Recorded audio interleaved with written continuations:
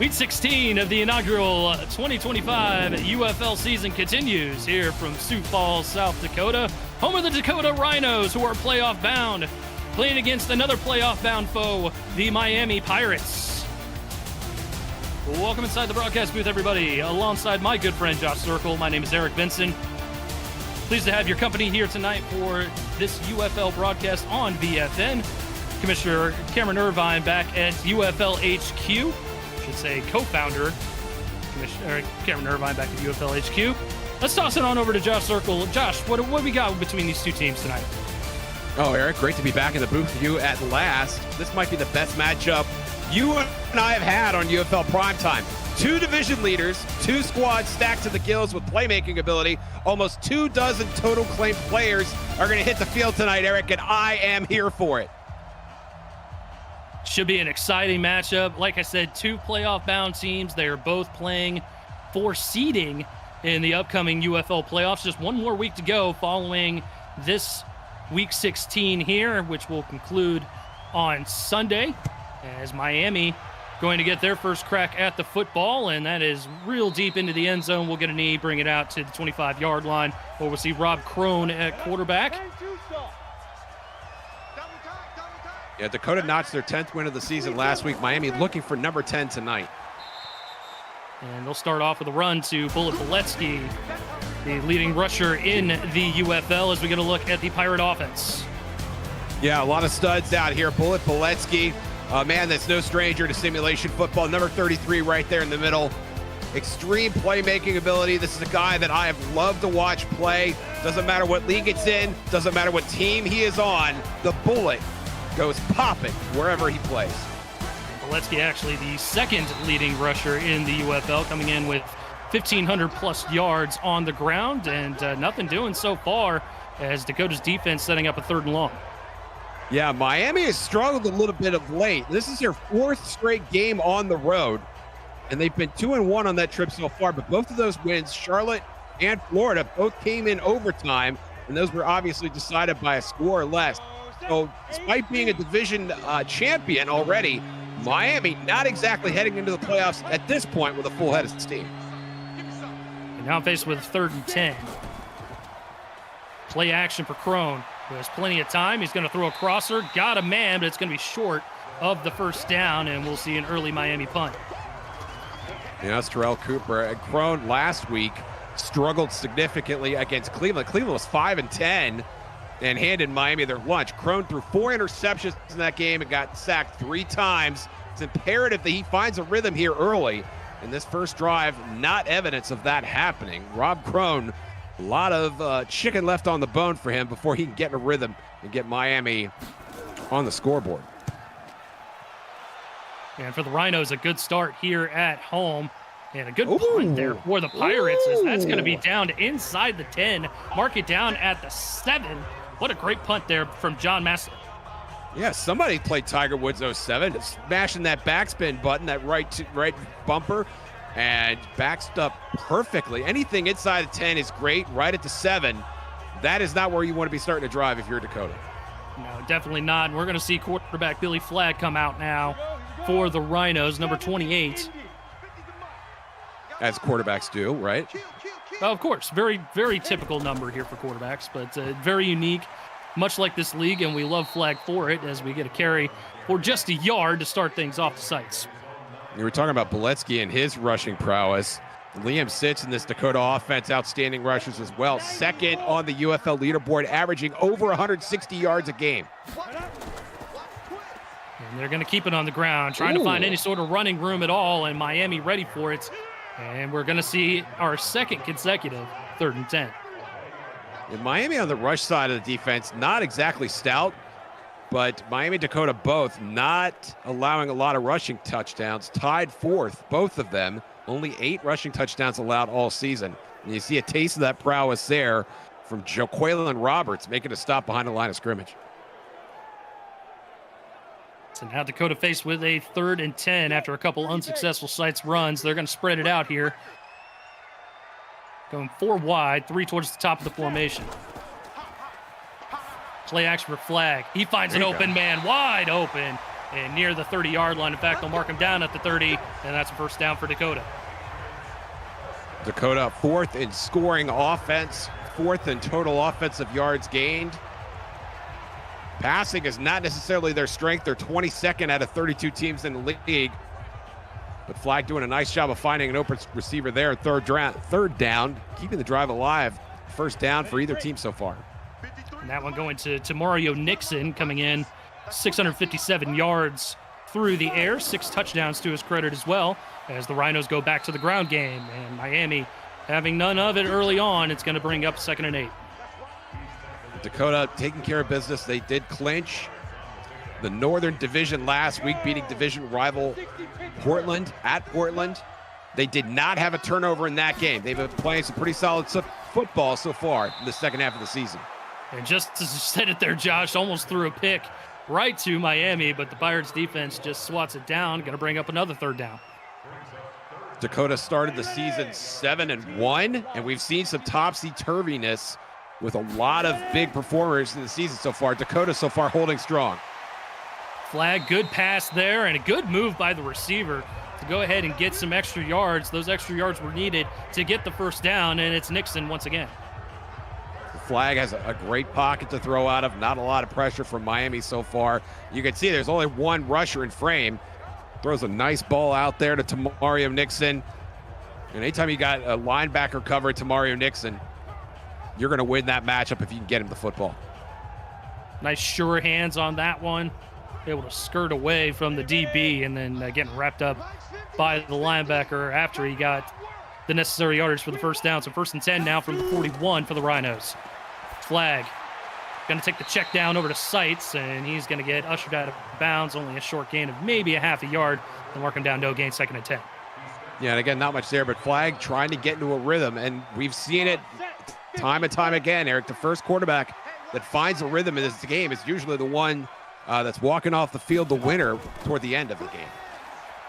Flag play action on 2nd and 10. He's going to take off and run, one man to beat, and man, what a great one-on-one tackle by the Pirate defender. That was Grant Hardaway coming up from his free safety spot to make the stop. We love it when defensive backs play against the run, and Hardaway, you can see him right there in the middle of your screen, bites on the play action, and Flag not seeing anything there, and he's almost in a spy position and does a great job, hits him right at the line of scrimmage. When you've got safeties that can converge on that rushing quarterback, a nice little hit there on Flag there too. A little early to be taking hits like that, Billy.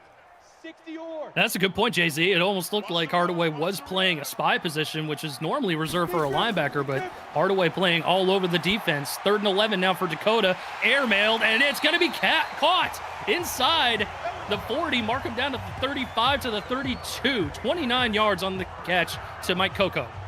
Ike Coco doing a nice job of getting open. Again, no pressure on Flag. Coco running a great post route. There's 4 guys there, and Flag just drops it right in the breadbasket. Very sure hands by Coco, taking a hit almost as soon as the ball's there. And just like that, Dakota is looking at points on the board here on their first drive. And it might be one of those games where Dakota is forced to go to the air a little bit more often than they'd like. Seitz having some trouble with the ground game on this initial possession. Flag taking matters into his own hands. He's going to take off and go. Slides down at about the 25-yard line. In fact, they'll mark him right there for a gain of 6. A nice job of Dakota picking up the blitz, and Flag realizing that he's not going to be able to settle down and find a receiver. Tucks it and go, gets positive yardage. Flag back to the air on 2nd and 4. Finds a cross or catch going to be made, and that's going to be a first down here for the Rhinos as they move closer and closer to the red zone. That's Tony Horn Jr., TJ, making a nice catch over there, keeping the chains a-moving. And Dakota playing every bit like the Northern Division champs. Delayed handoff, but Miami ready for it. Right up the middle, a gaggle of Pirates able to wrangle them down there for a loss of 3. Yeah, Miami bound determined to play the run, especially between the tackles. And you could see the Dakota linemen not able to hold their blocks. Number 90, Rip Cubey. Got to put a body on that guy. Liam sits dead to rights in his own backfield. Nice stop by Miami. 6'7", 313 is what QB is listed at. in your program, second-year man out of Nebraska. And if that's what he's listed at, he's probably like 330. Yeah, I'd imagine so. Nobody puts their own weight in there, right? Yeah, never. Good outside tackle run there for the Rhinos as they'll get close to the original line of scrimmage. In fact, a couple yards extra, bringing up a 3rd and 8. Yeah, you don't want to get too crazy here. Dakota basically has 3 points on the board. They're not the most efficient kicking team. They've missed a couple field goals, but this is basically gimme range. Flag on 3rd and 8. He's going to throw it over the middle. Had and man open. Looked like he might have had a step. Monte Harris, the intended target, but it's going to be a 4th and 8. And Dakota forced to try a field goal here from 37 yards out. Yeah, just not quite where that ball needed to be. Maybe some miscommunication there with the receiver. But that's a great opening drive for Dakota. Flag getting his team down the field, using his legs, using his arm. And this should be 3 points for Jack Apple Horn. AJ is what they like to call him from 37 yards out. Kick is up, kick is through. So 37 and 3 off your bingo cards here tonight as Dakota gets our first points on the board. And that's what you love to see. Miami now got to feel good about the field goal. Dakota feeling good about getting points. It's good opening effort there by both units, if there's such a thing. Oh, I definitely say so. I mean, forcing the 3 and out on defense and then turning right back around, taking your opening possession all the way down the field to go ahead and get points on the board. Obviously, 7 is what you're looking for in that situation, but hey, 3 points, especially when you're playing a playoff-bound team. This is going to be a tune-up for both of these teams as they get towards the playoffs. We'll see if Miami decides to change anything up here on the second drive of their game. Going to take it out of the end zone and out near the 25, mark him down at the 24. And we'll see Rob Crone come on out once again. Again, we mentioned 3 and out on the opening possession. What do you think they got to tweak a little bit here, Josh, in order to get them back in the game? Well, just find a rhythm. Anything that's going to get you positive yardage. It doesn't have to be flashy or fancy. Crone's got to find some short options here, throwing the football. Instead, he's going to hand it off to Bullet Boletsky, who has plenty of room and a first down right away. Best run of the evening so far for him. You know, we talk about Dakota's offense. Miami very stout on the offensive side as well. Second in scoring offense. They are number 1 in the UFL in total offensive yards. This is a unit that can put yards and points up on the scoreboard. And number 33 right there, a big reason why. Great run to start the drive by Bullet Boletsky. He is a huge part of their offense. 1,500-plus yards coming into this game. 10 touchdowns on the ground, averaging 108 yards per game. As they go to the air now, Crone, plenty of time, good protection. Going to check it down, and only a gain of maybe a yard. As we will go ahead and get a look at the Dakota Rhino defense now. Yeah, I got a whole bunch of Fisters there. Menachem Pfister, Mordecai Pfister, and Malachi Pfister. To say nothing of Rick Kuhn, Will Edwards, and Suki Padre. Again, so many claimed players on both of these teams. It's no surprise that both of them have already clinched division titles and are looking to solidify upper seeding in the UFL playoffs.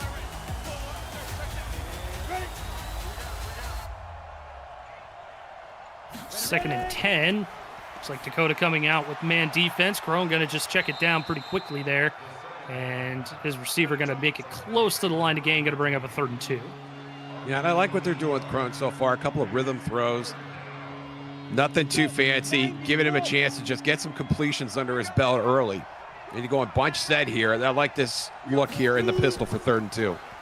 They got to keep it on the ground. Boletsky churning those legs after getting swarmed by navy blue jerseys. And it's going to end up being a first down for the Pirates. Yeah, Miami trying to put together a drive of their own now. And when you're in that bunch set and you're running a pistol, you don't know if it's going to be run or pass. And so you kind of have to be ready for everything. And it looked like Dakota almost ready for nothing. Boletsky, no trouble getting past that first level.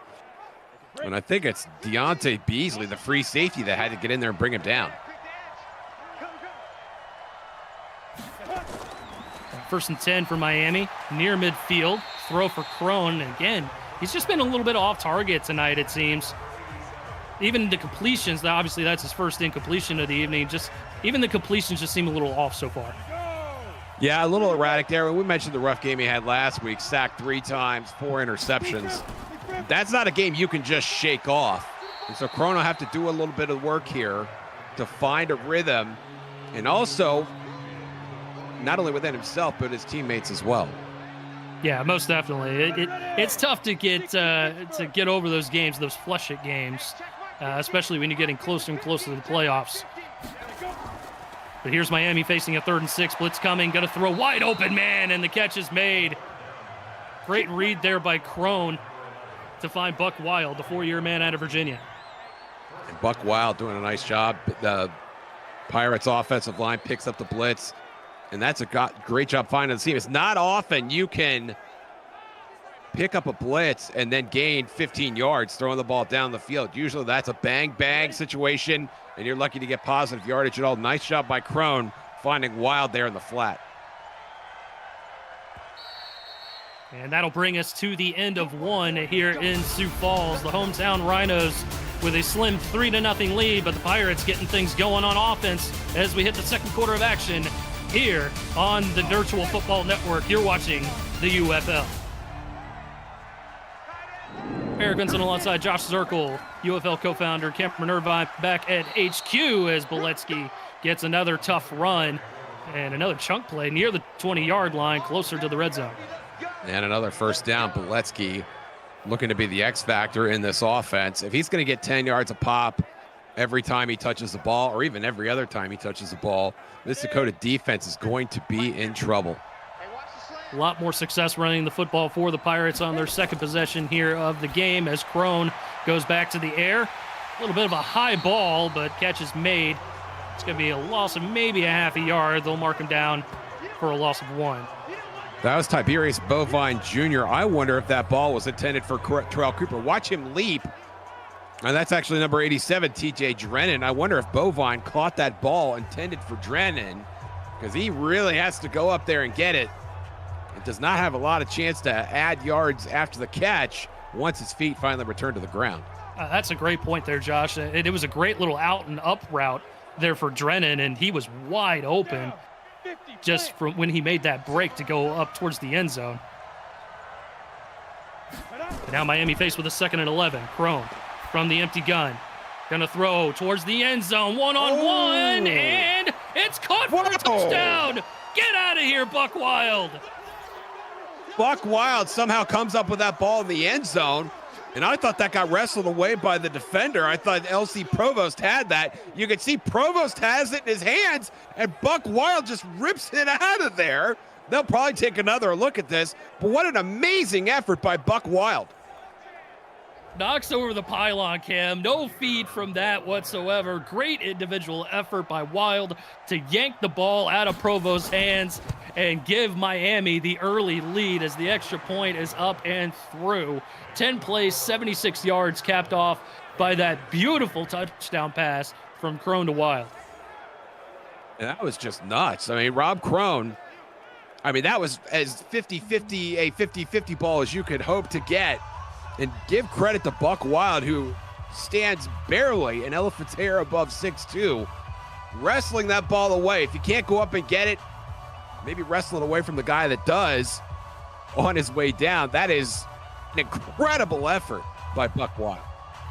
Absolutely impressive, and capped off an impressive rebound drive here for the Pirates. Going 3 and out their initial drive, they come right back and answer that field goal of Dakota's with a touchdown in order to take the early lead, as we'll take a knee in the end zone, bring it out to the 25-yard line. For UFL schedule, standings, stats, rankings, and more, visit the league website at ufl.football and claim your player today. You can help your favorite team succeed there too by just being a fan and declaring your fandom. UFL.football, it's the official home of everything UFL. Play action for flag to start things off. Gonna loft one, wide open, man, catch is made into Miami territory. What an answer for the Rhinos. And is that Eddie Watson just scrambling down the field with not a defender to be found? And they're trying to keep up with this guy, and they just can't. I mean, poor Jaquelin Roberts has no chance of finding this guy. And if that ball is any better thrown from flag, that is a touchdown, because Watson was just gone for days. I would argue, Josh, that was probably the perfect place to put the ball so that the safety couldn't come over and make the play. Great job there. Great chunk play to start things off. As Flag going to hand it off to Seitz, his best run of the evening. He's got space along the far sideline and knocked down near the 20-yard line. Mark him down at the 21. And easily, as you said, Seitz, after getting blown up in the backfield a couple times, finally gets a whole great cut to the outside there. Manages to make Lacey Brown miss at least the first time, and is already into the red zone by the time he's brought down. Fantastic run by Liam Seitz. 2 plays, the Rhinos already near the red zone. Flag wants more, and instead he's going to throw a pick. Falling down to get the interception was Ron Haynes. Ron Haynes just killing the momentum of this drive. Dakota gets a huge play from Watson, a huge play from Liam Seitz, and then bam, takes the ball away. A red zone interception, and Dakota has not had a lot of success in the red zone, at least in terms of scoring touchdowns, and they come away with no points there, thanks to this amazing Miami Pirates defense. Ron Haynes, take a bow. Great break on the ball by Haynes to jump that route for Coco. And just like that, Dakota left speechless, at least their offense on the sidelines, their defense trying to take some necessary anger out on the Pirates offense, and we'll see a loss of 2. Yeah, and understandably so. Dakota should have had an opportunity to take the lead, or at least narrow Miami's lead. And now they are defending, albeit a long field. In Miami, seeming to find their rhythm here. We were watching Rob Crone struggle early on, and it's Billy Flagg who throws the first turnover of the game, and now Rob Crone has a chance to extend his lead. Piletsky trying to find a little bit of room to the outside. Nothing doing. Looking a lot like that initial drive where they were backed up inside their 10, and now they're faced with a 3rd and 12 from their own 5. You don't want to get too crazy here. You just want to give your punter a little bit of room so he's not standing under the goalpost while he's kicking this. Crone. Pressure was in his face, could not follow through on the pass, and that's going to be an incompletion, a 3 and out. And we'll see John Massa come out. He had a great punt before, but this is going to be tough in the shadow of your own end zone.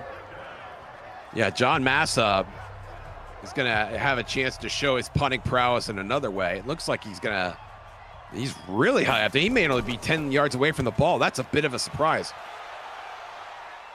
And still a great punt. As it's caught right around the 40-yard line of Dakota, returned up to the 47. So Dakota looking to start with good field position here and looking to take the lead early on, as Billy Flagg's numbers are on the screen. 6 of 9, 94 yards. He did throw the interception, but I'd argue the Rhino offense is starting to hum a little bit. Yeah, very much so. Just that one unfortunate throw by Flagg, but they are getting chunk plays when they need them. Flagg going to try and take off and run. Really no sort of space to operate. Sean Walker able to bring him down. And Flagg once again trying to make it happen with his legs.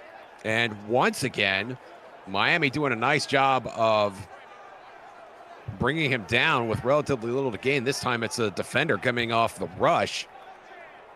And that is number 59, Sean Walker, the 9th-year linebacker out of Colorado. Pretty evenly matched game between these two ball clubs in terms of total yardage. Dakota with the slight edge by about 40 or so yards. They'll get the play off at about the 2-second mark on the play clock, and a run by Seitz up the middle will get him close to midfield, marking down at the 49. Yeah, Dakota's really got to decide how they're going to take on this Miami defense. Do they want to keep running Seitz and try and wear them down, or do you want to try a quick strike now? Flag on 3rd and 8. Lofts one towards the far sideline and a bit too far for his intended receiver, Tamario Nixon, who's been a hot target so far. Yeah, Miami doing a nice job of getting pressure. They had trouble doing that earlier in the game. And you could see bodies flying around all over Flag, and he just puts a little too much air under this. Did not really give Demario Nixon a chance to get under it. That's a nice 3 and out there by the Miami defense. So now both teams trading punts. This one, a boomer that's going to end up being in the end zone, so we'll bring it out to the 20-yard line. Miami with a 7-3 lead here in Week 16 of the inaugural UFL season. Eric Vincent alongside Josh Circle. And we want to welcome you in to this presentation brought to you on the Virtual Football Network. 6:55 to go here in the first half of play. Good solid matchup between two playoff-bound teams.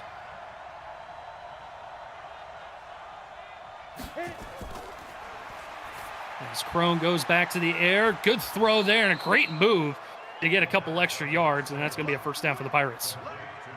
Yeah, Rob Crone finding Terrell Cooper and finding a little bit of rhythm as well. Making nice short throws, showing some poise. And I think when Buck Wild went and got that TD, that took a little bit of pressure off of this quarterback, thinking he's got to do everything himself. Boletsky with the carry, trying to hold on to the football as it was trying to get stripped away by Everett Marjian, the 5-year man out of South Carolina. And it's a big game for both teams. Both these teams expecting to play, they will play in the playoffs, but trying to get high seeding. And I wonder, Eric, if they're limiting themselves in terms of their play calling, trying not to show too much to teams that know they're going to be watching some of this film. Yeah, and that's a good point there. As Suki Baudry comes in on a blitz and knocks that ball down, bringing up a 3rd and 7.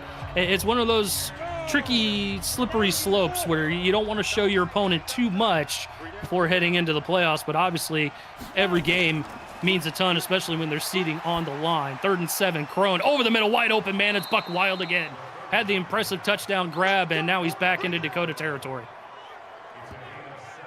First it was Bullet Boletsky, and now it's Buck Wild trying to get some chunk plays out of his offense. Already 55 yards for him. We're just halfway through the second quarter. And again, wide open, Rob Crone taking advantage of that zone defense and drops it right in the pickle barrel. And Wild, man, able to get a couple yards after the catch, but more importantly, get his team a first down. So now Miami back on the move. Approaching the 5-minute mark in the first half. Delayed handoff goes to Boletsky, only a couple of yards, bringing up a 2nd and 9.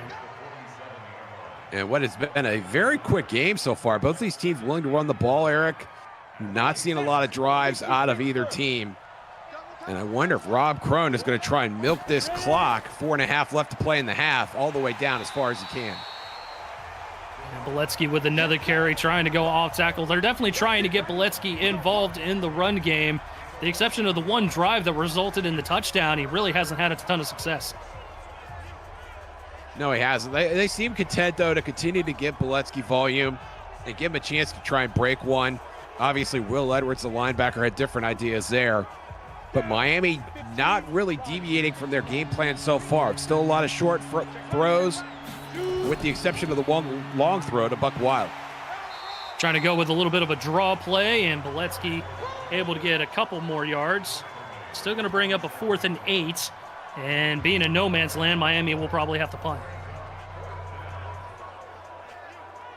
Yeah, you could make a case of going for it here. Miami, though, with the lead and realizing they could probably take down this clock or watch Dakota do it for them. Opting to punt here, I like the decision. I like the decision as well. And it's a punt snaking out of bounds inside the 20. They'll mark it down at the 18-yard line with 3:29 to go.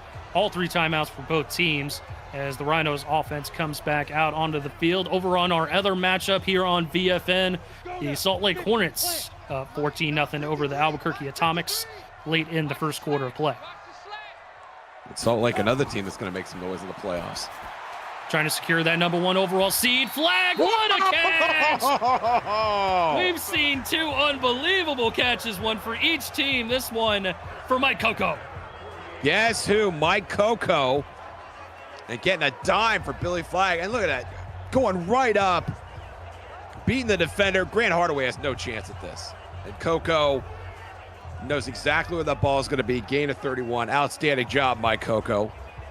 And that's the shot in the arm that Dakota really needs right now as they're trying to close out the second half. You go, Mike Coco. 1st and 10. Miami responding well on the ensuing play. Loss of 3 on the play as the Pirates defense gets in there and makes a stop. And I think Dakota wants to make sure that they are the last team to touch the football here in the first half. Take some time down off the clock. And they're running sights up the middle interminably. And I think this is just going to be part of their game plan. They're just going to go north and south with the run game. And that Bill Flagg throw some dimes down the sidelines. Back to sights. Trying to find a little bit of room. And about 5 or 6 yards there. Going to bring up a 3rd and 6 play.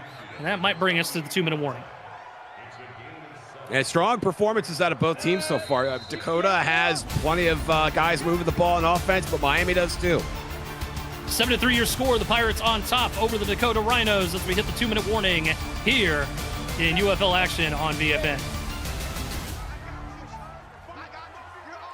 Eric Vincent here, Josh Circle there. Billy Flagg, 3rd and 6, fires a laser, and it's a wide open man inside the 20. Mark him down at the 15-yard line. Guess who? Mike Coco, 31-yard and now a 32-yard catch on this drive. And Flagg, again, when he has got a pocket to throw out of, and his line is giving him time to throw, he's going to kill you. And he finds Coco again. These receivers are just too good to give Flagg a chance to set up and drop the ball in their laps. Great job by Coco, but a great throw by Billy Flagg. Flagg 1st and 10 from the 15. Wants it in the end zone. He throws another interception. Wow. And it's Grant Hardaway with the takeaway. Second INT for Billy Flagg. And he went to the Coco well, just like the kids at Willy Wonka's workshop, one time too often. Flagg throwing this in the back of the end zone, and Coco just can't get his hands up in time. And Hardaway is there, wrestles for inside position. And Coco looked like the guy in the book depository got him. Then he just fell down with a thud, and now Miami has the football back.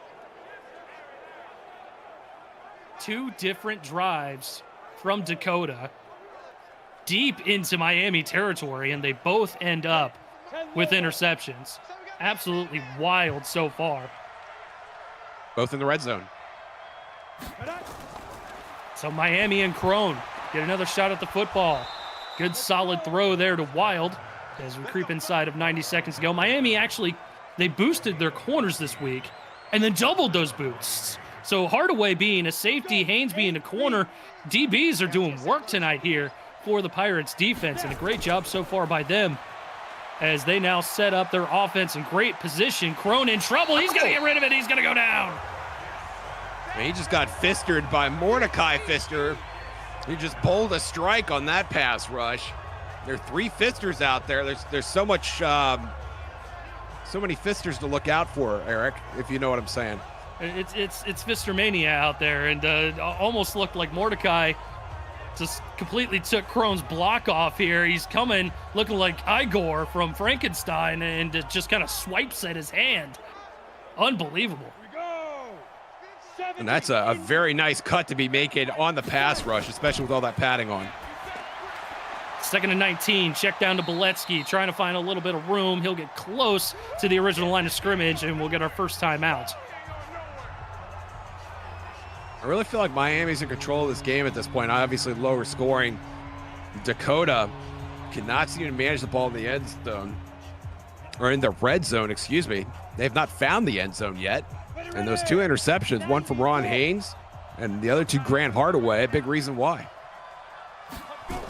3rd and 14, Miami using their first timeout on the previous play. Great throw there from Crone, and that's going to be close. Beletsky got the catch. I think he got the first down, and we'll get a timeout. Miami looking to add points here. This is not something they be expected to be able to do. They were trying to run the clock out with Dakota, but that gift turnover would be absolutely huge if they could capitalize and get any points on that, especially here with 37 seconds remaining. One timeout to work with. Crone back to the air. Good pocket. Again, going to have to check it down, and not really anywhere to work with is Beletsky. Clock is going to roll. Miami wanting to keep that timeout in their back pocket. And you see the numbers on Crone, 12 of 15, and that's another short pass. You like seeing that in the first quarter. You do not like seeing that in a 2-minute drill. I'd rather you just throw that out of bounds and take the time savings as opposed to whatever that 3 or 4 yards is, and then having the clock roll before you're able to get your next play off. I would definitely agree with that. 10-second runoff going to occur whenever a team goes no huddle. So now maybe 2 plays here. Yep. 10 seconds, 8 seconds. Crone throwing near sideline. A little too far for his intended target. And with 6 seconds left, it's probably heave-ho from here. Yeah, you want to make sure you don't get your quarterback killed. So Rob Crone might be a little more discriminate than usual. And you can see this is not a Hail Mary look, but you do have twin wideouts on each side. 3rd and 9. Crone throws, catch almost made. In fact, it'll hit the turf incomplete with 1 second on the clock. So another opportunity here for the Pirates. Well, now they got a punt. So they put the ball in the hands of one of their better players of the night. That's punter John Massa. And ultimately, you just want to make sure you get this off and make sure Dakota doesn't run it back. I mean, I would argue that you could probably go for it here in this situation with only 1 second left on the clock. But it looks like they're going to go ahead and take your recommendation, Josh, and go with the punt. Massa's been great tonight, and Massa does the right thing, kicks it out of bounds, no return. Clock hits 000, and we've reached the half. 7-3 is the score here. Miami on top of Dakota here in Sioux Falls. Josh Circle, give us your thoughts, my friend. Well, the big story right now is Dakota struggles in the red zone. As you see some halftime stats there, they're leading across the board. They're getting 8 yards a pop, but once they get into the red zone, they're not converting. They had to kick a field goal in their opening drive, and then they had back-to-back interceptions from Ron Haynes and Grant Hardaway, 2 turnovers in their 3 most recent drives. You're not going to have any success if you cannot find points once you get into the end zone or to the red zone. Dakota going to get the ball to start the second half, and we'll see how they end up faring against this Miami defense. Low-scoring contest from both of these teams, and we'll take a quick break and pause for league rights. You're watching the UFL on VFN.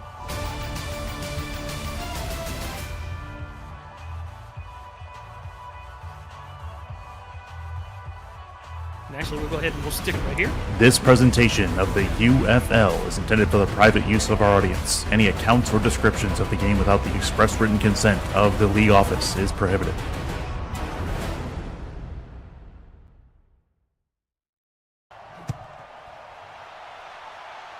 Know when the league rights were coming. Eric Vincent alongside Josh Circle here in Sioux Falls with you as the Rhinos start the second half with the football. You touched on it, Josh. Very difficult times for the Rhinos offense as they had 2 red zone turnovers, both of them being picks by Billy Flagg. Yeah, and it's not something Billy Flagg's accustomed to doing. And they weren't really terrible throws either. That's the thing. It's just outstanding effort by the defensive backs. A unit that got some attention here as they prepared during the week. Yeah, they sure did. Miami boosting their corners, doubling their boosts on top of that, so doubling down on the additional boosts to the defensive backfield with Ron Haynes being a corner and Grant Hardaway being the safety. Double duty there tonight for that defensive backfield of the Pirates. 2nd and 9 now for the Dakota Rhinos on offense as Flagg going to take off and run. He's got plenty of space. Takes a licking right around the 45-yard line, marking down at the 44.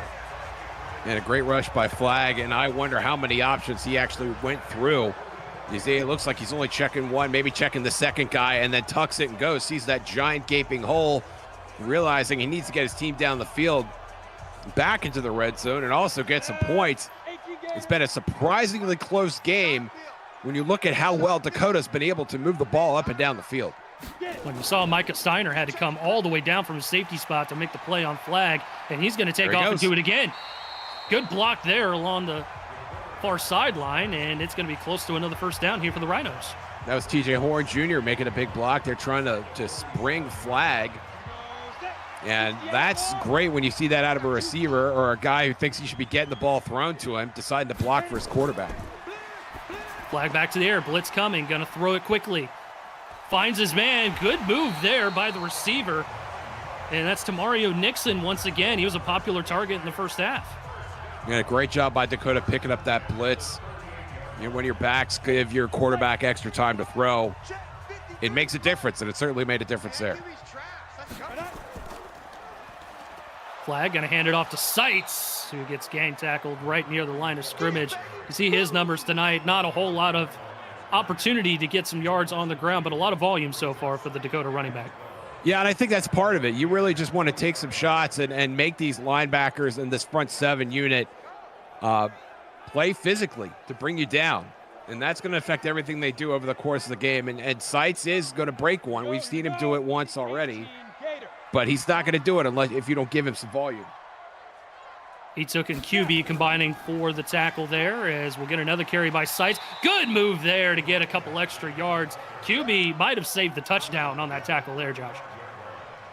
He may have. And again, that's something that you're trying to do when you're running the ball. You're not always trying to score a touchdown on every play, but you want to create impact and wear down that front seven with every play. And I think they're doing that so far. 3rd and 7 now. From the 35, Flag. Good clean pocket. He's going to take off and run again. Trying to slide near the sticks and gets hit by Yatook. And it's going to be short of the line to gain. Going to bring up a 4th and 1. Yeah, first down saving tackle by Yatook. And it looked like he could have stood to get one more block. And we're going to see another field goal attempt here from Billy Sawatsky. Or excuse me, from A.J. Horn. This one going to be from 46 yards out, and it barely cleared the crossbar, but it is up and through, and Dakota narrows the gap to a 1-point deficit. And that's a great drive. You got guys making plays. You got the ball down the field. Most of that was Billy Flag, and that's not the way that you designed the game plan during the week, but that's a great quarterback that is improvising and realizing what's in front of him and what's not in front of him, and finding a way to get positive yardage and ultimately getting points as well. Well, folks, we got 12 helmets down, 20 more to go. Check out Green Gridiron socials to see the unboxings of full-size UFL helmet replicas. They make it real, and so do all of you. For more info on all the amazing products Green Gridiron has to offer, visit greengridiron.com. Another big kick ends up in the end zone, and we'll bring it out to the 25-yard line. Miami holding on to a slim 1-point lead now, but their defense has been playing well tonight. Defenses look very sharp. Anytime you get 2 turnovers and a half, you're going to be in great shape. They've not managed to capitalize on those, at least not in terms of points.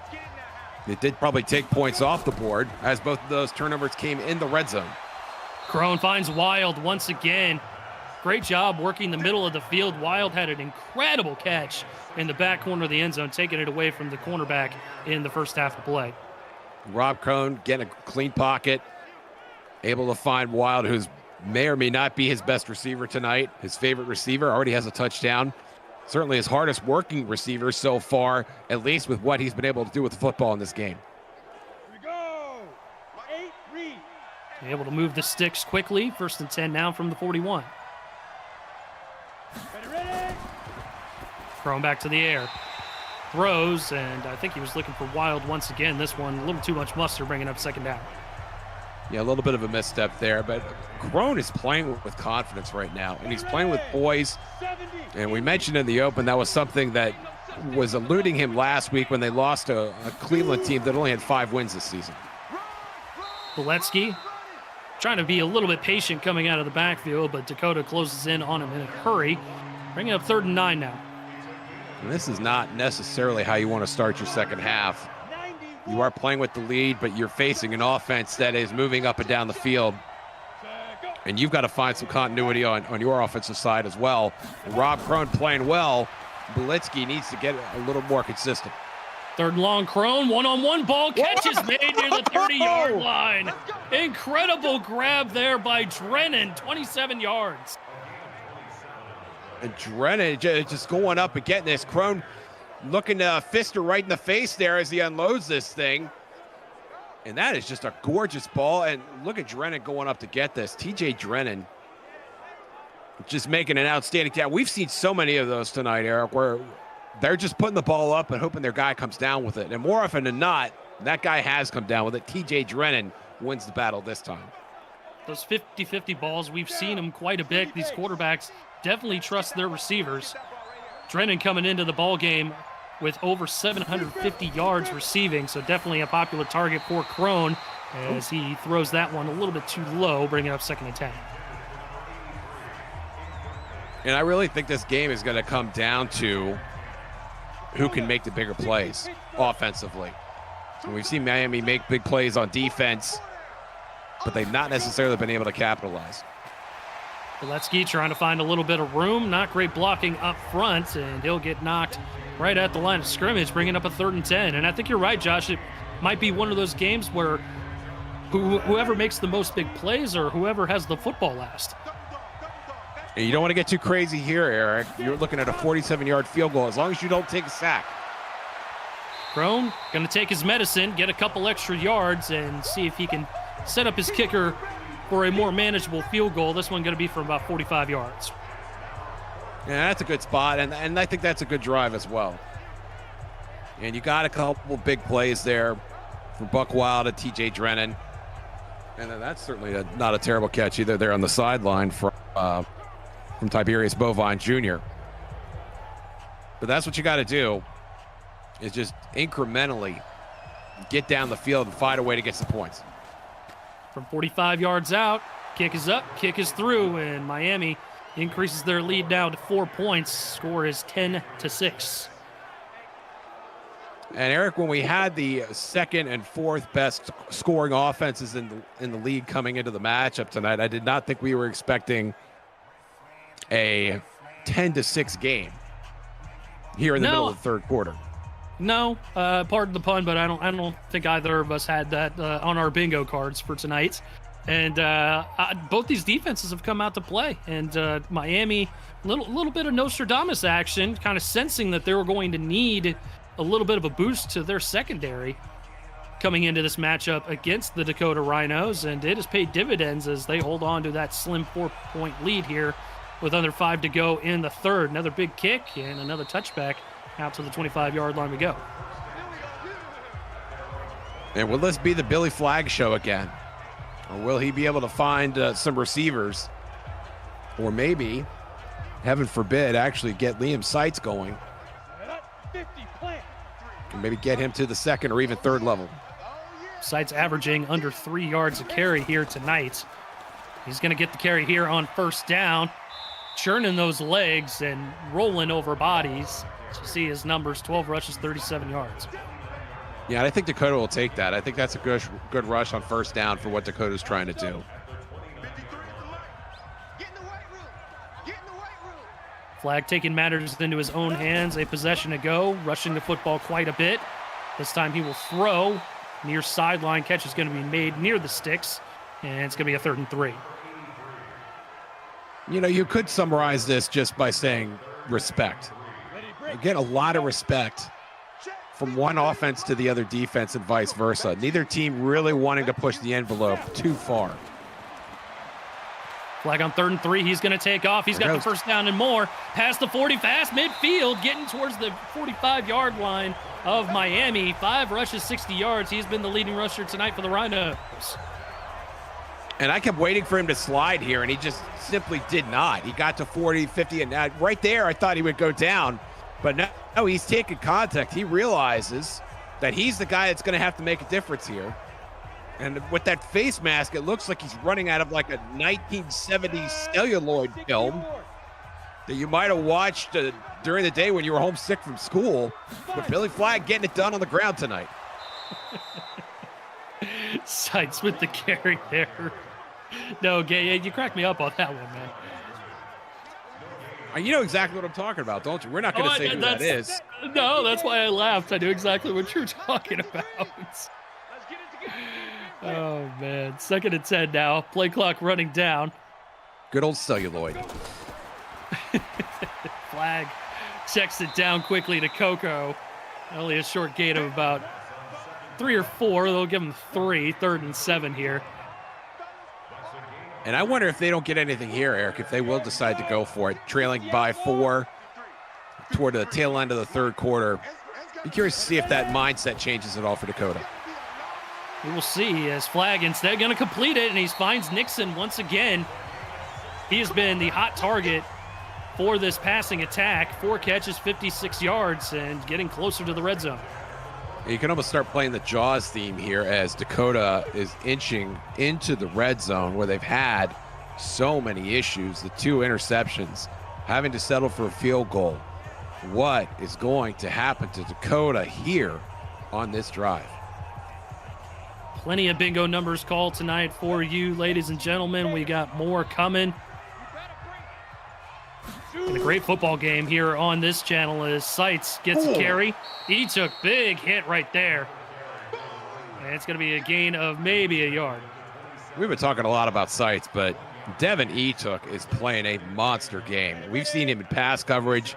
We've seen him smacking running backs around. Devin Etook came to play tonight. Play action this time for Flag. Good pocket. He's going to throw wide open. Man, catch is made, and the ball is out. No way! And it looks like Miami going to walk it out at the 1-yard line. But oh my gosh, the turnover woes continued. TJ Horn dropped the ball. Ball's on the ground, and they come up with it. Ron Haynes strikes again. And we might get a great look at it here. Yeah. Is it going to – we'll see if it stands as a fumble, but great awareness by Haynes to just scoop it up and not be the hero and just step out of bounds with it.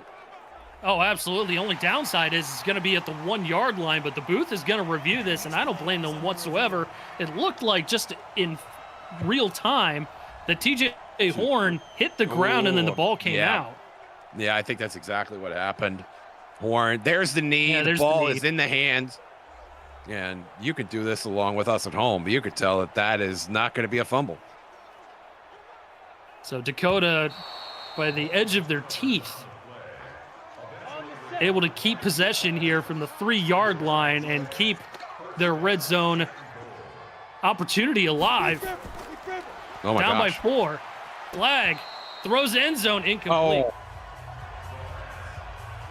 And obviously dramatic narrative happening there, but as it stands, Dakota did take care of the ball. They did get inside the 5. But now just one thing remains. They got to punch it in. Tyler Aikens, the intended target. Flag going play action, rolls out, sets his feet, fires back in the end zone. Catch is made by Coco. Touchdown Rhinos. Mike Coco is going to dance to the back of the end zone, and Billy Flagg is going to scoop himself up. He took a shot here.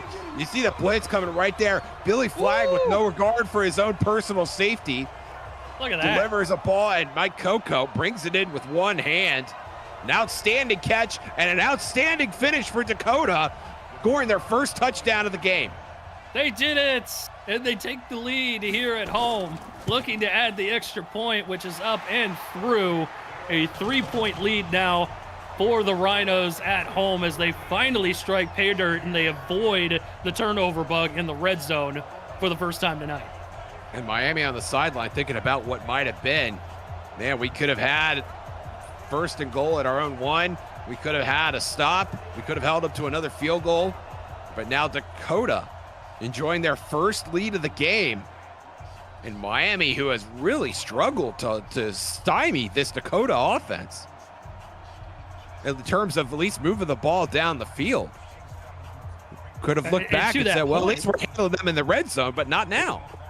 And I'm sorry, John, and to that point, I mean, Dakota's really been their own worst enemy tonight with the red zone turnovers because Miami just really has not gotten anything going on offense. They had one great drive, some flashes in the pan here and there, but nothing consistent, as we'll see them take over at the 25-yard line with 33 seconds to go here in the third. And I misspoke. They obviously scored the first points of the game, so this is not Dakota's first lead of the game. True. We regret the error. Good correction. Now it's up to Rob Crone. How is Rob Crone going to respond? He's going to respond with a pass. Little check down. Going to Bovine Jr. And only a couple of yards. Actually, look at him. Bunch more than I thought from way up here. That was 7 yards. And we're talking about the yardage that Dakota's putting together. Miami third in the league on the UFL leaderboard in passing yardage. Rob Crone can put some yards up together here. He's going to need to here in the fourth quarter of play as we end 3. Let's get your 4s up in the chat. We got one more to go here in Sioux Falls with the hometown Rhinos up 3 over the Miami Pirates as you're watching the UFL on BFM.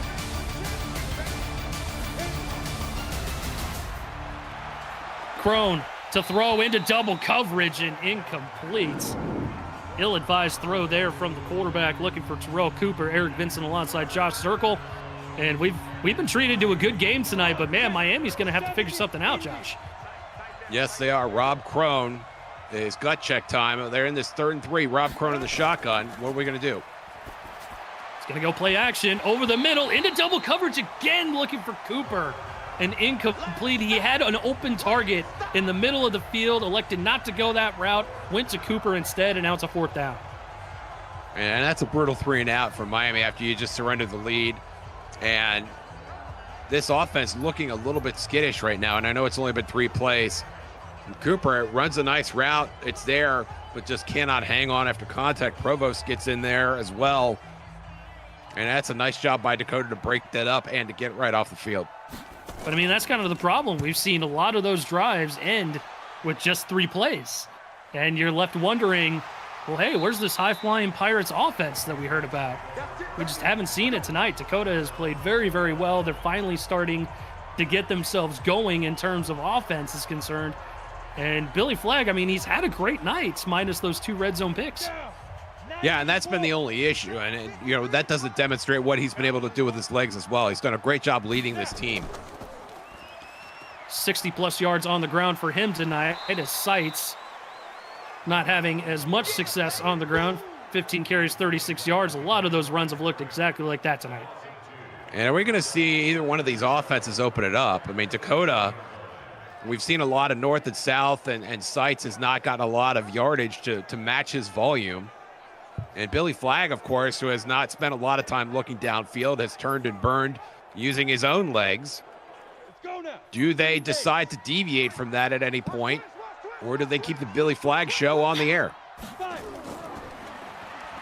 Flagg on 2nd and 12. He's going to take off and run right up the middle, going for the 1st down marker, but a big hit on the back end. Going to bring up a 3rd and 4. Yeah, that's a ferocious hit, and I'm kind of surprised we've not seen that hitting accumulate on Flagg so far. Cerebrally, he's still playing an outstanding game. 3rd and 4, Flagg guns it. Catch made by Coco. And another 1st down. And I don't know who your front runner for player of the game is right now, but mine might be Mike Coco, who has done a great job and obviously has the touchdown, but just seems to be there whenever Billy Flagg needs him, and does a nice job of getting separation from Ron Haynes in that instance and keeping this drive alive for Dakota. 6 catches, over 100 yards receiving, and a touchdown that put the Dakota Rhinos back up in front. Fresh set of downs here as Sights goes back to the ground, and man, he got his clock cleaned by Robert Crone on that play.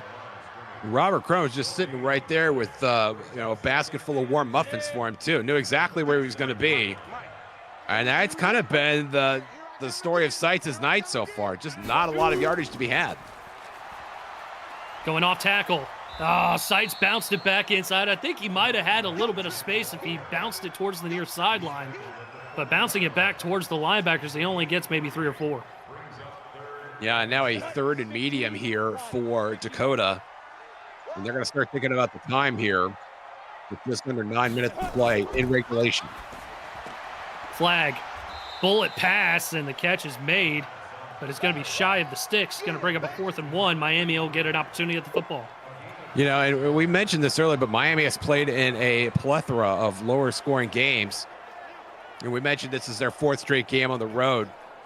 They beat Charlotte and they beat Florida, but both of those games are over in overtime. Miami has not beaten an opponent in regulation since they went to Wichita on May 27th.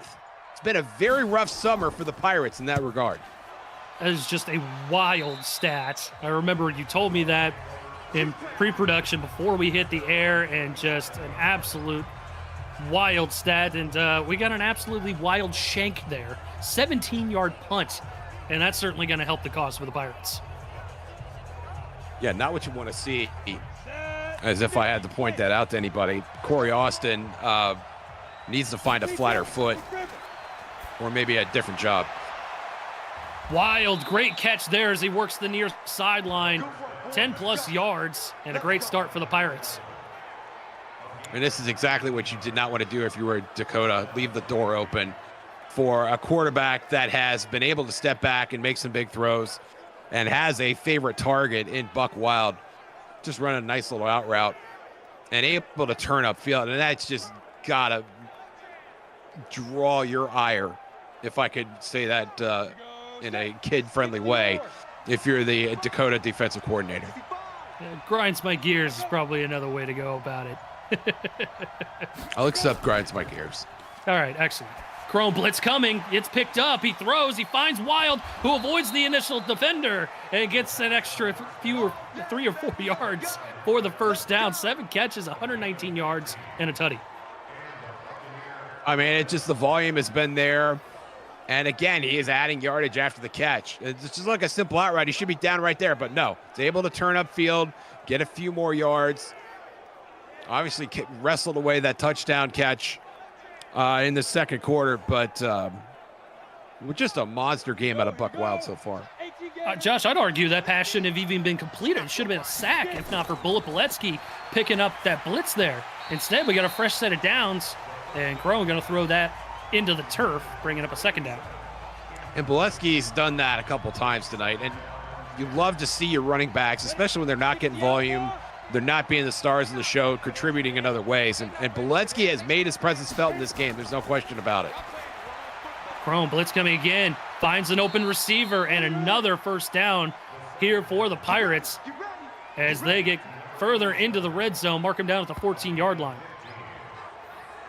And again, blitz coming, picked up nicely by the Pirates offensive line. But Crone just playing with boys and puts a great throw out there, hits his guy in stride. And we've seen a few catches out of TJ Drennan tonight. Not a guy we expected to be calling a lot of, the number 3 wide receiver. But he has made an impact for sure. Crone from the empty. First down. Plenty of time. Now the pocket's collapsing, and he's going to go down. It's the Fisters again. This time it's Mordecai getting in there for the sack, his second. And I don't know how we track all these Fisters here, but that is Mordecai's second sack. And Crone trying to find something there and does not realize until it's too late that pressure is upon him. And that's a clutch sack by Dakota. Great coverage on the back end by the Rhinos secondary. That was easily a covered sack, and Pfister is more than happy to reap the benefits. Takes him out of the red zone. 9-yard loss, 2nd and 19. Crone guns it. First down as he crosses past the 5-yard line. In fact, they'll mark him down at the 5, actually, and say it's going to be 3rd and 1. Yeah, what are they going to do here? Are you going to give it back to Bullet? Or are you going to try and find Buck Wild in the end zone again? A couple of their options there. But in terms of the catch, that's a nice grab by Waters. It's not easy to come up with catches here in the red zone because you know you're going to get popped as soon as that ball comes in. But Waters does a nice job of hanging on and actually getting a couple of yards to make this 3rd and very manageable. 3rd and 1. Under 5.5 to go. Crone from the gun, going to throw, and a little bit too far for his intended receiver. It's going to bring up 4th and 1, and I think you got to take the points. Yeah, I was surprised he didn't try to go to Boletsky in the flat. There's nobody covering him, but he had his mind on touchdowns. Only one problem there. The end zone is not that big. Lael Green had nowhere to go. Even if he had caught it, he would have been out of bounds by like 4 or 5 yards. 22-yard attempt is going to be up and through. Second field goal of the evening by the Pirates kicker, Billy Sawatsky. And Billy doing a nice job of sealing the deal, a recent addition to this Miami Pirates club. and has a chance to contribute with 2 opportunities and 2 makes, and we've got a tie ball game, Eric. 13 all, 5:12 to go here in Sioux Falls, and man, we might get some extra football here tonight. And did we mention that in 2 out of the 3 games that Miami's already played on this road trip, they have gone to overtime? And in fact, I will add to that, Miami is the only team to have been undefeated in all overtime games played. They are 3-0 in overtime games. And they beat New Orleans in June. Kickoff going to be a touchback, bring it out to the 25-yard line. Folks, Week 16 concludes Sunday, August 24th, with 4 exciting matchups across the league. Charlotte at New York, LA at Dallas, Wichita at Cincinnati, and Milwaukee at Tennessee. Stay tuned after the game for primetime voting in the UFL Discord. Kickoffs start with game night at 7 p.m. Eastern. The UFL lives here, as always, on VFN. Flag. Finds Sights, and it's only going to be a short gain. Going to bring up 2nd and long. I like they're trying to find a different way to get Sights involved in the game plan. Just a little crossing route. And just another chance to get positive yardage for your quarterback that has not had a lot of success finding open receivers downfield. Handoff goes to Sights on the ground. He's got space. Able to get a little bit of extra yards after contact and gets the first down. And that's what you want to see, and that's why you run him into the pile for the 3 quarters. So in the 4th quarter, he's able to bust one open. Great blocking there, makes the defender miss. That's what you get for trying to tackle Liam Sights with your arms. Micah Steiner. Whoop. Look at that little limbo move. That is an amazing piece of agility from a guy who's wearing shoulder pads the size of a refrigerator. So fresh set of downs now for the Rhinos after Sights' shifty run.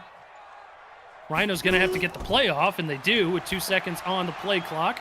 Sights going to get a catch. Sights again. He has been in all 3 plays so far for the Dakota Rhinos offense, and he gets another first down. And this is what heroes do. Just wait until they find the right moment. Great catch. Ball's a little bit behind him. Nice adjustment. And he's got room to roam. He's an antelope on the wild frontier. Just nothing but nature all around him until the Pirates' defensive backs finally converge. Great catch and run by the running back. More importantly, keeps that clock moving and keeps the possession going. Going to go backup running back here. Little pitch play. And out near the 40-yard line, that's Lyons with his 2nd carry of the game. J.R. Lyons, 6 foot, 206.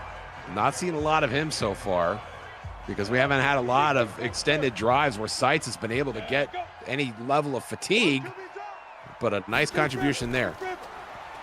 Flag on 2nd and 5. Over the middle, incomplete. Little too much juice. That'll stop the clock at 2:45 for a 3rd and 5. And that looked like a zone blitz there from Dakota that Dakota was facing, and did a nice job of disrupting the mindset and the flow of the quarterback. Flag on 3rd down. He's going to take off and run. He wants the first down. He's going to get it and more. Inside the 20-yard line, finally tackled, but not before he gets into the red zone for a first down. And how many big runs has Flag had like that? Well, you just saw it right there. It's the 2nd run of over 20 yards in this game. And you see the determination, the guile of Billy Flag, and able to get a blocker downfield. And the Miami Pirates are like, we've been hitting this guy all game, and he just keeps running. What do we need to do to keep him in the pocket? Creeping towards the 2-minute warning now in prime field goal position. Sights with the carry, and that is going to bring us to the 2-minute warning here in Sioux Falls. Tie ball game, 13 all. Dakota in the red zone looking to ice the ball game. You're watching the UFL on VFN. Don't go anywhere.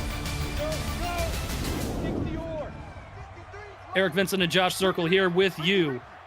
UFL co-founder Cameron Irvine back at HQ. 2nd and 9 from the 19-yard line. Dakota trying to put this one away. Gonna hand it off to Sights, and he will carry it up the middle. And we'll see our first timeout of the ball game. Yeah, and we're just at that spot now where Miami's got to preserve some clock any way that they can. Dakota definitely in the driver's seat. They could run and then kick this on 4th down, take the lead, and then let Miami march the length of the field with just one timeout. Miami burning their first timeout a play ago. They'll burn their second here, trying to conserve any sort of time for their offense and see if they can force Dakota into a field goal attempt, which they have on this 4th and 5. And Dakota has missed a couple of field goals this season, as have the Pirates.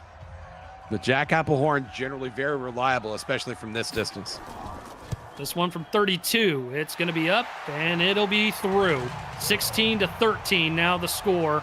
1:46 on the clock. Pirates going to have one timeout to work with to work themselves down the field and either tie or take the lead.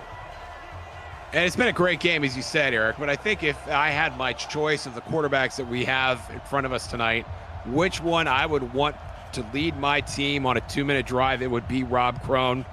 Rob Crone has been more aggressive in terms of throwing the football, getting the ball down the field.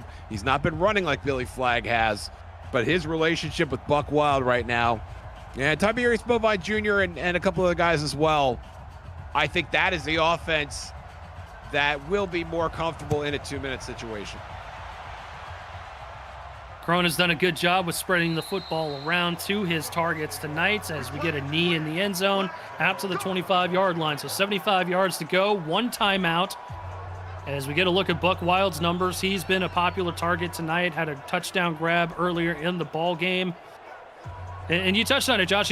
Crone has done a really good job with spreading the wealth around to all of his receivers, including Bovine Jr. and that man right there, Buck Wild. Going 4 wide. We're ready to party. Get your popcorn ready. Crone guns it. High points it. Oh, almost came up with a deflection. Bovine Jr. was the intended receiver, but Buck Wild was almost Johnny on the spot. Almost. I mean, that was like a little pinball bouncing around up there. You weren't sure where it was going to end up, but it falls to the turf. 2nd and 10.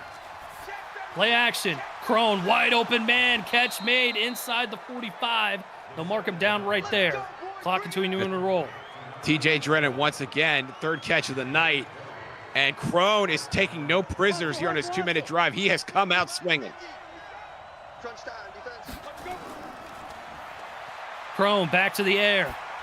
Pressure in his face, gets rid of it, and just barely got it out there, intended for Boletsky. No spikes here in the UFL. 10-second runoff incurs. Doesn't matter what sort of yardage that you gain on the play before, but incompletion stops the clock as always. A lot of air under that ball. Very lucky that wasn't a turnover. 1:15 to go. Crone. Near sideline. Catch made. Inside the 30. Holds on through the contact. That's a clutch catch there. And Terrell Cooper taking contact, as you said, right in the face. The hardest place to get hit, Eric, and he took it in the face. Now from the 30, under a minute to go. Crone, again, near sideline. Again, Cooper keeping the feet in bounds. Clock will roll inside the red zone. Let's go, Miami. Cooper, his 2nd big catch on this drive. You got to keep in mind, a field goal will tie the game and get you to OT. A turnover or a sack may get you nothing. Approaching 30 seconds. Crone from the 15. Pocket collapsing. Gets rid of it as he's hit, and it's incomplete. Intended for Bovine Jr. 27 seconds left. I don't know if that was for Bovine or if he was just trying to throw that ball away, but that clock in his head was going off, and a good thing because he was getting blindside pressure. Nice throw away by Crone. Buckle up, Buttercup. 27 seconds, keeping it on the ground with Boletsky. Only a few yards. Clock continuing to tick. And that tells me that they're going to take the field goal and go to OT. If you're running this up the middle at this point, you are basically shoving your risk. Oh, maybe not. Maybe not. One more play, maybe. They're going to run out of time. Looking sideline, incomplete. Thankfully for them, because, man, you were a little bit of lemon booty on that one, Josh. Like, you got to save some time. I was not sure what I expected to see there. And if Crone was like 2 seconds away from taking a sack, and if he takes a sack, obviously the game is game over. Basically, you have the timeout, but you got to be able to call the timeout. And there's no guarantee they would have been able to do that. And they were saying the same thing on the Miami sideline. What the heck is going on? But the field goal unit does come out. 28-yard attempt to tie this up. Send it to extra football. Sawatsky nails it. And we're going to overtime here in Sioux Falls. Woo! That's Catch about your the breath, best, ladies and gentlemen. That's the best, worst 2-minute drive I think I've seen all season. But we're getting free football out of it, so I'm not going to gripe. I'm not going to complain, no. But I'm totally with you. Oh, definitely not how we envisioned that final possession going towards the end there. No, it was not. But it looks like the Rhinos, they are going to win the toss. They will go ahead and elect to receive. And this would be a good chance for someone more in tune, like a co-commissioner, for example, to explain to us how UFL overtime works. Yeah, let's see if he's available. Let's see if we can bring in the Cam UFL co-founder Cameron Irvine to explain our overtime rules here in the UFL. Yes, and with 2 games going on at that, and watching Salt Lake just run the score up over there. Hey, sorry, spoiler alert, they're going to be the #1 seed in the West. So if you score a touchdown on the opening drive, the game is over. If you don't score a touchdown on the opening drive, then the other team has an opportunity to possess the football. So if Dakota scores a touchdown right here, it's over, and Miami loses in overtime for the first time this season. If they don't, then we play on. Dakota this season, first overtime game right now. Thank you so much, Cam, as Flag starting off hot, gets a completion for a first down. And that's just as dynamite a drop-in as you could ask for. It always is. I had 5 stars, 10 out of 10, no notes. Dakota, I mean, we mentioned Miami. They have not lost in overtime. But this is something they're going to have to figure out, as they get into the postseason. They have just been playing to their level of competition for like the past month or 2. And they would be very fortunate to get out of here with a win. Flag from the empty, going to set up the screen. Sights lining up at wideout and able to get maybe 4 or 5 yards on that play. Apparently Ron Haynes has been talking to HR. We're going to get time and a half tonight for overtime, so that's good news for us. I think that works out well for everybody. And usually sometimes they bring out pizza just to kind of smooth over any ruffled feathers. Let's see what they got at the concession. As Sights gets the carry there on 2nd and 5, nothing doing. We saw that a lot over the course of the game. Run defense for the Pirates on point tonight. Yeah, absolutely. And Sights has been a trooper, running right into the middle. I mean, after a while, you just get tired of throwing your body right into congestion, but he has been doing his job. And once again, this Miami Pirates defense and Devin Atuk just doing the dirty work and bringing Liam Sights to the curb. Now 3rd and 6. Flag going to check it down. Great move there by Horn. Not able to get the first down. Great pursuit by the Miami defense. 4th and 1 upcoming. Tremendous stop. Miami did a good job. I was presuming Dakota decides to not go for this.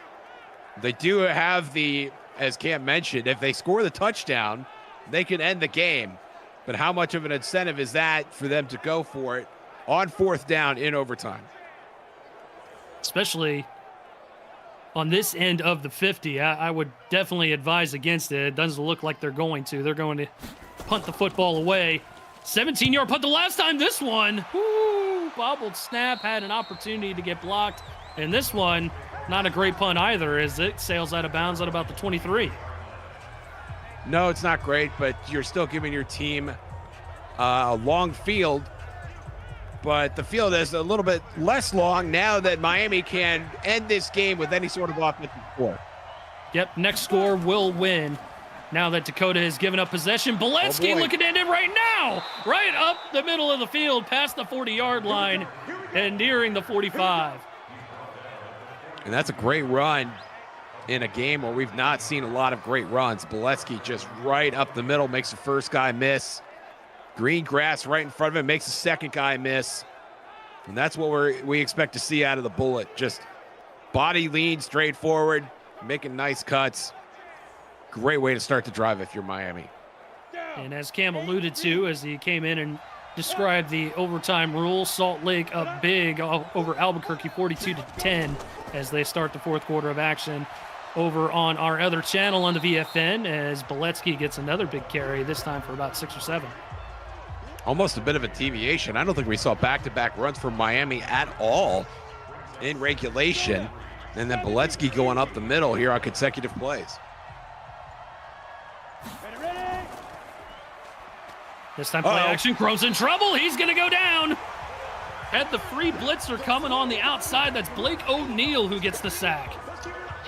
And honestly, that could have been a lot worse as O'Neal came completely free and your quarterback is able to walk away from that with the football still in his hands. You got to consider yourself a little bit fortunate because that could have been super ugly.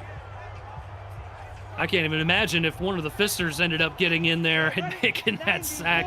Ball would probably be on the turf and the game might be over. Indeed. Instead, 3rd and 11. Crone with time. He'll throw. Catch is made. First down yardage and more into Dakota territory. And that is a huge conversion. Lael Green, who I don't think has caught a no, correct. That is his first catch of the night. And Lael Green coming up huge on 3rd and 11.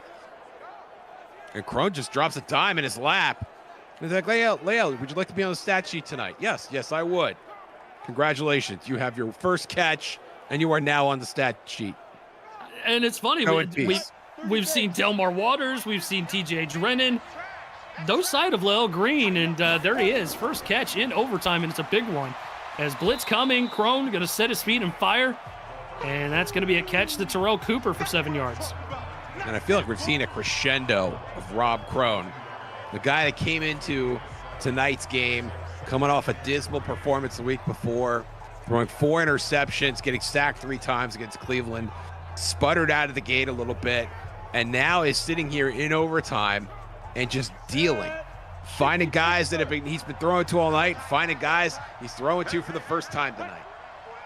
And Dakota is sending the kitchen sink at him, trying to throw him off kilter, and finally an incompletion. Great job there by Suki Padre, just swatting that ball away. Yeah, we haven't called Suki Padre's name much tonight, but that is an outstanding swat, and that would have been a catch had it not been for the efforts of Suki Padre. 3rd and 3 now. Back to the ground game. Beletsky trying to get the necessary yardage. He'll be just shy, and it'll be a 4th and 1. And I think we'll see a 48-yard game-winning field goal attempt here. And remember, they just brought this kicker in, Billy Sawatsky. I mean, he's barely hasn't even unpacked his bag, and now he's going to be kicking from the fringe to win the game. Billy Sawatsky, what do you got? This will bring the Pirates to 10-5 for the win. From 48 yards out, the kick is up, and it is good! Miami walks off Dakota! Oh, Billy Sawatsky from the left hash. You hate to leave it in the kicker's hands or on his foot, but he drilled that ball. That would have been good from 58. An outstanding drive there in overtime. Dakota beside themselves, and Miami goes 3-1 on a road trip, and they get some much-needed inertia as they head to the postseason. And they will wrap things up in the regular season at home against rival Florida. And man, oh man, this is great momentum for them going into the playoffs. Still undefeated in overtime, 4-0, and that marks the testament of a playoff team. What says you, Job Circle? Well, it's not every day you see a team with 154 rushing yards and lose in overtime, but I really think Miami just peaked at the right time. That guy, Billy Flagg, really did everything he could have done to get his team into it. Miami, resilient, battled back, and came away with it. Still undefeated in overtime on the season. Congratulations to the Miami Pirates. They will move to 10-5 as the Rhinos fall to 10-5. Both of these teams heading to the playoffs, as we mentioned at the top of the broadcast. Once again, the UFL playoffs are just around the corner. They are kicking off Wild Card Week on Tuesday, September 16th, and Wednesday, September 17th, right here on VFN. All roads lead to the 2025 UFL Championship game in Sin City, Las Vegas, on Friday, October the 3rd. We want to thank you for a great 2025 inaugural UFL season. We want to thank you for tuning in to this presentation of the UFL on VFN. Please visit UFL.football for more information on how to get yourself involved and get yourself in the game today. And on behalf of my friend Josh Circle, UFL co-founder Cameron Irvine, my name is Eric Vincent. As always, remember, if you had half as much fun as I did, well, it's twice as much fun as you. Have a good night. We'll see you the next time around.